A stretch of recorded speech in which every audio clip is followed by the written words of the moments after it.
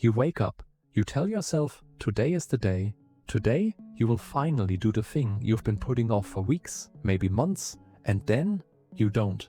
You lie there, you scroll, you watch other people build things, finish things, become things, and a quiet voice in the back of your head starts whispering something cruel. You're just lazy. You have no discipline. Other people have it harder and they still show up. What's wrong with you? And here's the part nobody talks about. You believe it. But what if that voice is lying to you? What if the thing you've been calling laziness has a completely different name? In ancient Rome, there was a man named Publius. He was a soldier, not a famous one. Not the kind written about in history books. Just a man who fought, who bled, who survived things that would break most people in half. After years of war, he came home. His family expected a hero, a strong, capable man ready to rebuild a life. What they got was someone who could barely get out of bed. He would sit for hours, staring at walls. He would start tasks, chores, work, conversations, and abandon them halfway through. His father called him weak. His brothers called him broken. The village whispered that war had made him soft. Publius had no word for what was happening to him. The Romans didn't yet have the language for it. But we do. What Publius was living through, that paralysis, that invisible weight, that inability to simply move, wasn't weakness. It was what happens to a nervous system that has been pushed past its limit and never given the chance to come back down. Now, fast forward 2,000 years. The labels have changed, the science has caught up, but the cruelty hasn't. We still look at people who can't seem to function, who procrastinate, who shut down, who stare at blank pages and empty rooms, and we call them the same thing Publius was called: weak, lazy, undisciplined. And those people look at themselves and believe it. That's the real damage, not the stillness itself, but the story we build around it. Let me tell you what's actually happening in your body when you can't move forward. Your brain has a threat detection system. You've probably heard of it. The amygdala, it's old, primitive. It was designed for one thing, to keep you alive. When it senses danger, real danger, like a predator, it does something brilliant. It floods your body with cortisol and adrenaline, and it forces a choice: fight, run, or freeze.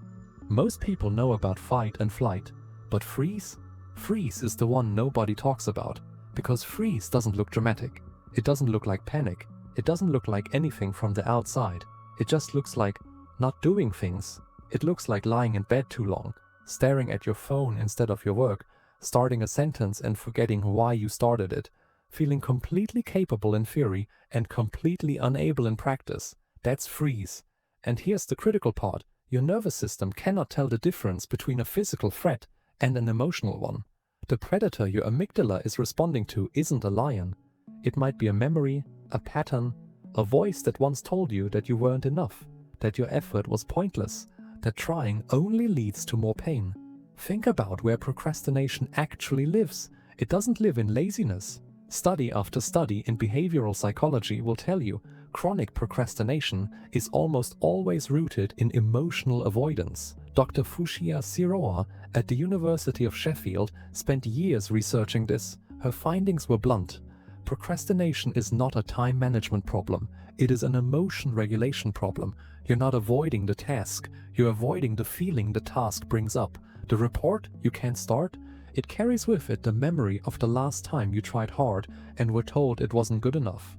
The gym routine you keep abandoning, it's tangled up with every time your body felt like it betrayed you or someone made you feel ashamed of it. The creative project you've been planning for 3 years, somewhere beneath the planning is a terror so quiet you might not even recognize it. The terror of being seen and found wanting. This is not laziness. This is a mind that learned at some point that moving forward is dangerous, and it's trying to protect you. Now here's where it gets deeper. For many people, this pattern didn't start recently. It started young. Childhood, and I want you to really sit with this. Childhood is where your nervous system first learns its rules. If you grew up in a home where love was inconsistent, sometimes warm, sometimes cold, sometimes absent, your nervous system learned something specific. It learned that effort doesn't always lead to reward, that trying can lead to rejection, that it's sometimes safer to stay still than to reach out and get nothing back. Psychologists call this a learned helplessness response. Martin Seligman, one of the founders of modern psychology, demonstrated this decades ago. When a person, or an animal, is exposed to situations where their actions consistently have no effect on the outcome, they eventually stop trying altogether. Even when the situation changes, even when trying would actually work. The nervous system doesn't update automatically, it keeps playing the old recording. Don't bother, it won't matter, you'll only get hurt. And so you sit, and you scroll, and you wonder why you can't just be normal. But normal isn't the right word, safe is. Your system is doing exactly what it was trained to do, keep you safe from a pain it once knew very well. There's one more piece of this I need to name, shame. Shame is the accelerant that makes all of this so much worse, because when you look at your stillness and call it laziness, when you compare yourself to the highlight reel of everyone else's productivity and find yourself lacking, you add a layer of self-punishment on top of an already exhausted system. And shame, neurologically, does not motivate. Research by Brené Brown and others has shown this clearly. Shame makes us smaller. It makes us want to hide. It increases avoidance. It deepens the freeze. So the cycle tightens. You can't move. Leads to you call yourself lazy. Leads to shame. Floods. Your system leads to moving becomes even harder. You can't move. You have been fighting yourself. And you have been losing, not because you're weak, but because you were using the wrong weapon. Marcus Aurelius wrote something that has lived with me since the first time I read it. He said, "You have power over your mind, not outside events. Realize this and you will find strength." But here's what most people miss when they read that line. He wasn't talking about forcing yourself to feel motivated. He wasn't talking about discipline in the gym bro, hustle culture sense of the word. He was talking about directing attention, because Marcus Aurelius was not a man who had it easy. He ruled an empire while managing chronic illness, the death of multiple children, betrayal from people he trusted, and a mind that, based on his meditations, struggled deeply with despair and self-doubt. He didn't overcome that through brute force. He did it through small, deliberate redirections, every single day. So here is what I want to offer you. Not a productivity hack, not a morning routine, but a genuine, psychologically grounded way to start loosening the grip of this pattern. Step 1. Name it, don't shame it. The next time you find yourself frozen, unable to start, unable to move, do not reach for the word lazy. Reach for the truth instead. Say it out loud if you have to. My nervous system is in protection mode right now. That one reframe is not just semantic, it is neurological. When you label an emotional state accurately, the prefrontal cortex, the rational, thinking part of your brain, begins to re-engage. The freeze softens, even slightly. Scientists call this affect labeling. You might call it simply telling yourself the truth. Step 2. Make the task smaller than your resistance. Your system has decided that moving forward is dangerous, so the goal is not to bulldoze through that signal. The goal is to make the action so small that the alarm doesn't go off.